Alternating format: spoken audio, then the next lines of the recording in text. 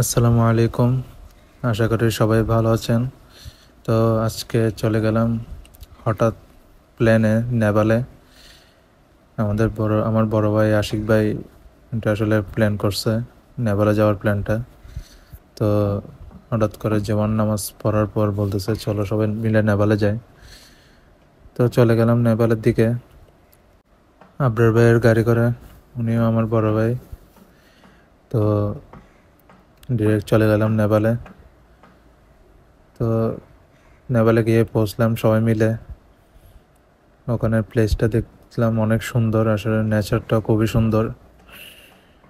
নেচারটা যে এত সুন্দর আসলে বলার বাহিরে আসলে। তো ওখানে গিয়ে পৌঁছলাম সবাই মিলে, তারপর গাড়ি থেকে নেমে ওখানে নেচারটা এনজয় করতে লাগলাম। অনেক সুন্দর, অনেক বাতাস। আপনারা চাইলে যেতে পারেন। এটা আসলে নেপালে না, নেপালের পরপরই পড়ছে প্লেসটা। তো এখানে সবাই গাড়ি নিয়ে নিয়ে আসছে দেখার জন্য প্লেসটা। আর পানি যেখানে আছে ওখানে তো বাতাস থাকবেই অবশ্যই। তো ওখানে আমরা বসে আড্ডা আড্ডা দিলাম, ঘুরলাম ফিরলাম কিছুক্ষণ।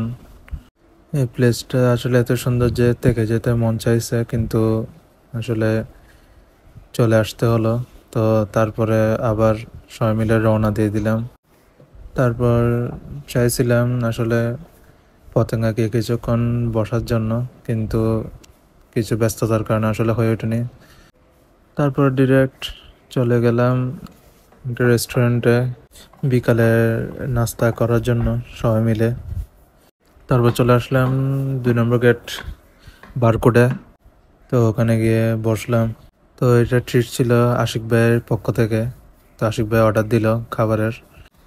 তো আমরা একটা পিৎজা আর 2টা চিকেন শর্মা অর্ডার দিলাম। তো খাওয়া দাওয়া করার পরে আবার গাড়িতে উঠে পড়লাম বাসার উদ্দেশ্যে। তো আজকের মতো এইটুকুই। আল্লাহ হাফেজ। সবাই ভালো থাকবেন, সুস্থ থাকবেন। আর অবশ্যই আমার পেজটা লাইক, ফলো, শেয়ার করে পাশে থাকবেন। আর আমার চ্যানেলটা অবশ্যই সাবস্ক্রাইব করে দিবেন। ধন্যবাদ।